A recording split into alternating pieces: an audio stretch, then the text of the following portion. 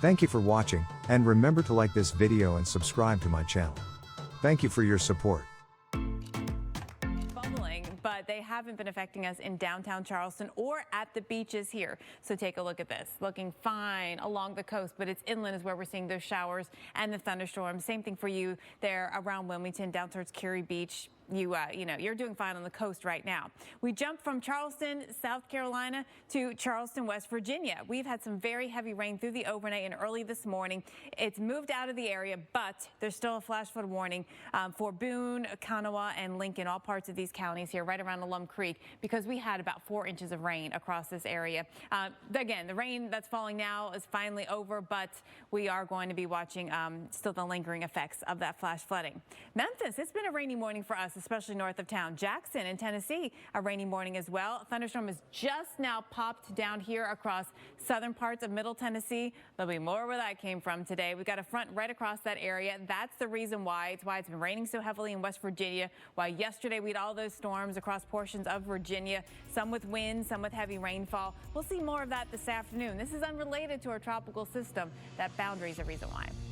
More in the area today. Let me show you the radar right now. South Carolina, North Carolina, just inland from the coast. So you're fine on the beaches, right? But you go inland and we've got showers with thunder and lightning out there. That's keeping you inside today. We've got a few showers popping across southeastern North Carolina. It didn't seem like there was a lot of lightning with that, though. It's been raining pretty heavily Charleston earlier. Now that has moved up here, getting closer to Elkins in West Virginia. And then jumping down into Tennessee, this thunderstorm has just popped. It is really going strong down here in southern Middle Tennessee. It's been just plain old rain, but it's still ongoing from Memphis to Jackson across the western part of the state. Keeping you cooler today, though. That's not so bad. The moisture is going to be there, and we will see that risk of rain very heavy here. There'll be a corridor somewhere of a widespread 2 to 3 inches. Look at Alabama, Tennessee, North and South Carolina. And then there will be these pockets of 3 to 5 inches of rain, a bit more widespread when you factor in what's going to be happening there in the Appalachians. We got a front, we got a tropical system. See the track, the models all very much in agreement on that. And then we bring in, some higher terrain, help squeezing out the moisture, and we'll get a bit extra there. So here we go with a look at tomorrow's forecast here. Water, or rainfall on the increases, water vapor in the atmosphere increases. Tuesday, here's the position of where we are expecting Fred at this point. Now watching northern Alabama, and there will be some gusty winds with it. You'll get some winds gusting 30, maybe at times gusting a little bit higher. But the rainfall will be the biggest and most widespread impact in Asheville, and Hendersonville, and down through Seneca. We could see 5 or 6 inches of rainfall. This will be a flash flood concern. A lot of this could be coming down here in a short period of time because of some bigger rainfall rates. And so that's going to be, I think, the biggest sort of impact that you'll see from inland portion of Fred.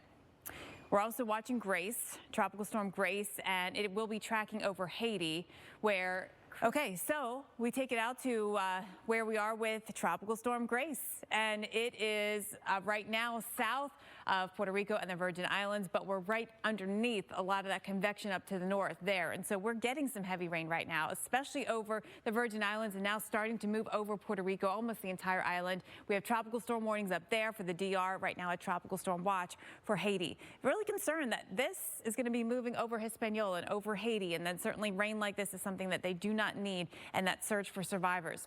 The rain has been on the increase. It's been with us over St. Croix, St. John, and St. Thomas all morning long. Now, as you can see here, we've got the rain spreading over the eastern end of Puerto Rico, and this has been really heavy and steady, and there's a lot more to come actually here as well. So watching for the concern of flooding or flash flooding.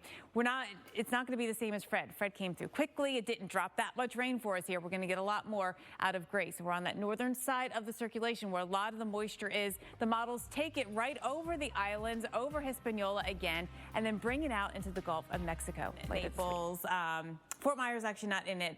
Boca down through Miami in it. Florida Keys don't look like they're in it. But, the moisture is really sitting over the Gulf of Mexico. That's where we have all of the activity, but just the outer edges are getting onshore, and that's what's creating that rainy situation for us. We also have the isolated chance that we could get some brief spin-ups. The outer band, as it gets closer in the circulation, we could see some isolated tornadoes. Just be ready. That's what we want to make sure that you're aware of. This is not the most likely scenario, just given everything going on here with Fred, but certainly it's a possibility. Here, this band would be the one I would watch right here. You sort of look at the one that's most robust and you watch for little supercells in it. That's not even close to shore right now, but we'll have to keep an eye later on today. Right now, it's just a rainy day for us in Tampa and St. Pete and down towards Sarasota, Clearwater, Dunedin, all just, plain old rain. Later on, things will change a bit as we get into more shower and thunderstorm activity, watching that outer reach of the circulation up there approaching the Gulf Coast, Apalachicola, St. George Island. Yes, you guys are going to be dealing with this, Cape San Blas as well. And winds will be on the increase, mainly tomorrow, though, up here on the northern Gulf Coast.